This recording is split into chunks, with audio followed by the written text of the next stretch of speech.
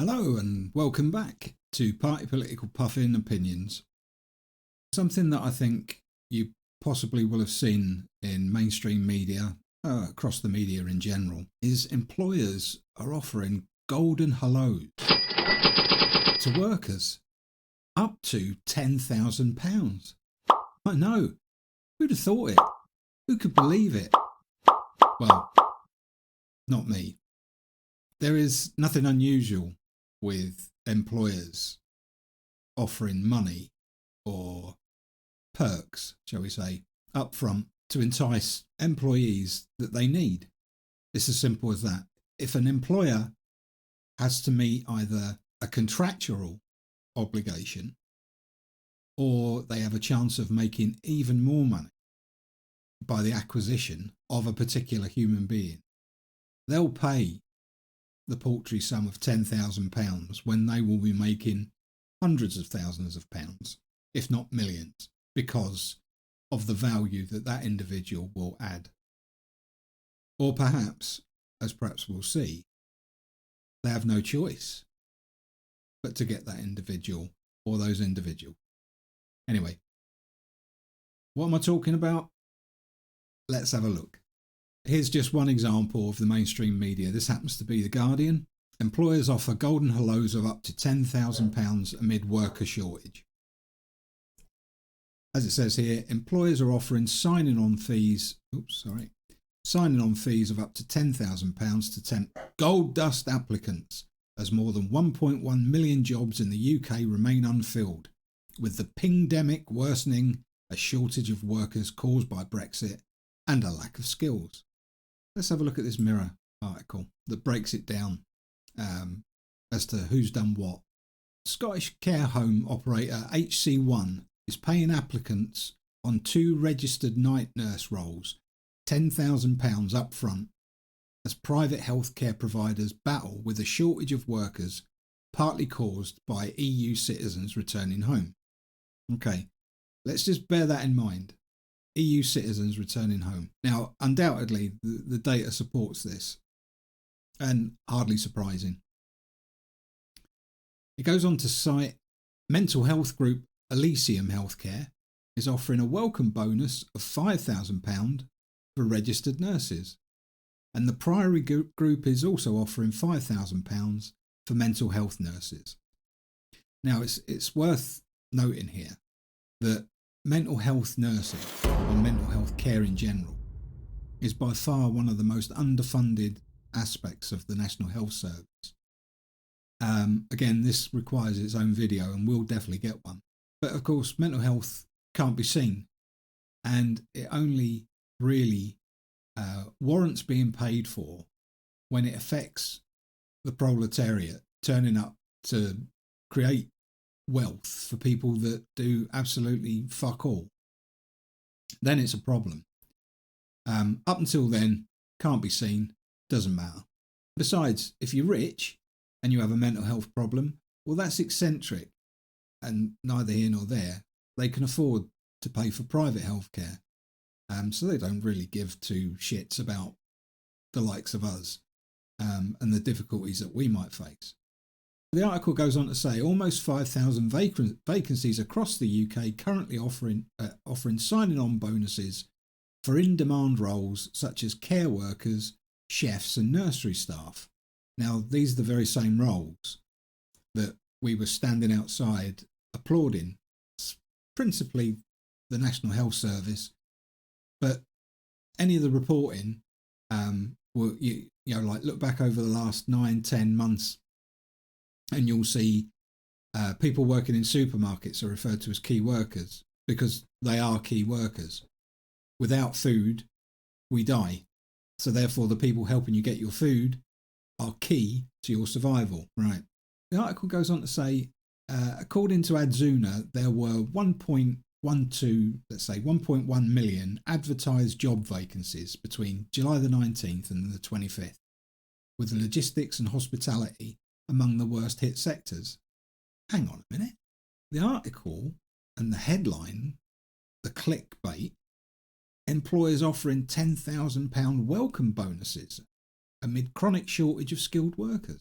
But then We know from the data that they've provided, it found almost 5,000 vacancies offering a signing on bonus.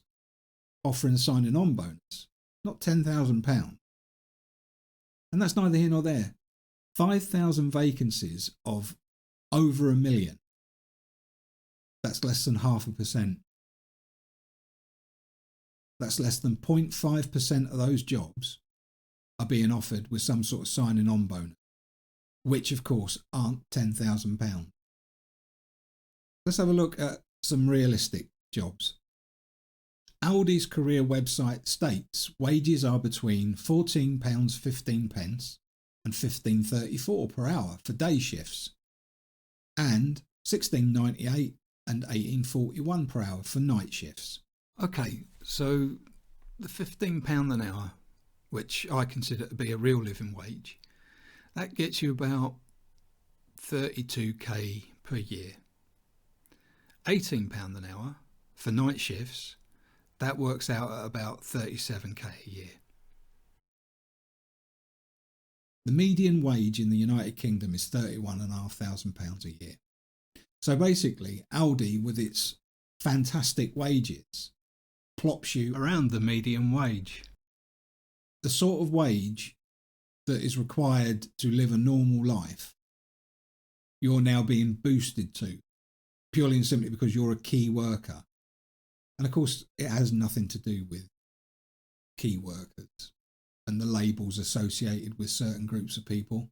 It's purely and simply because capitalism requires human beings to create wealth for ghouls who do nothing.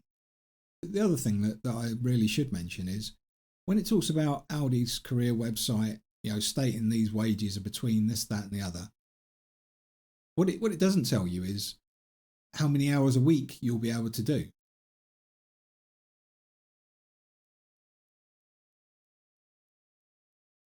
These are not salaries. And all I mean by salaries is we as a family could survive on me working in Aldi full time. We're good with that. So that's what I'm going to do. I'm going to work in Aldi full time. No, because I'm not going to be able to work 40 hours a week. So ultimately, these wages, whilst they're better and they are in line with what I would consider to be a real living wage, it still requires individuals to have multiples of jobs or multiples of adults to have multiples of jobs. One of the things that's not addressed in any of the articles really that I've read on this particular subject is that people have reevaluated their lives. We're in a pandemic. People have been through awful times. People have lost family, friends, loved ones. That people may have reconsidered them slogging themselves for 40 hours a week and more to simply just about survive. And perhaps what they've decided is, you know what, perhaps the holiday to Brighton has got to go out the window this year. Or perhaps I've got to walk the kids to school instead of get the bus. Perhaps I've just got to cut back however I possibly can on the meagre income that we've got. Because, you know what, I could be spending all of these hours with my children.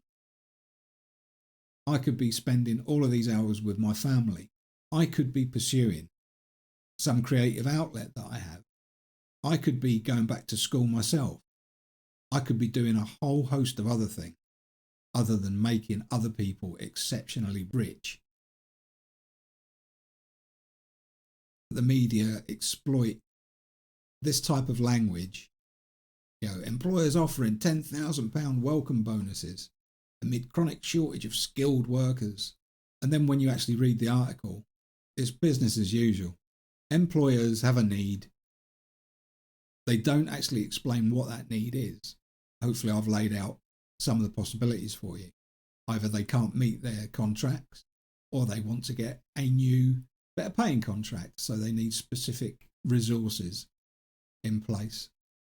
I hope that's enlightened you on this particular subject, so let's not get too carried away, capitalists, by these types of headlines. Employers offer golden hellos of up to 10,000 amid worker shortage. Let's have a think about why there is a worker shortage. I hope you got some value from this. If you did get some value, then please subscribe, like, comment down below. I can only do this with the support of the audience. I don't want to make it sound bigger than it is, but that's the truth.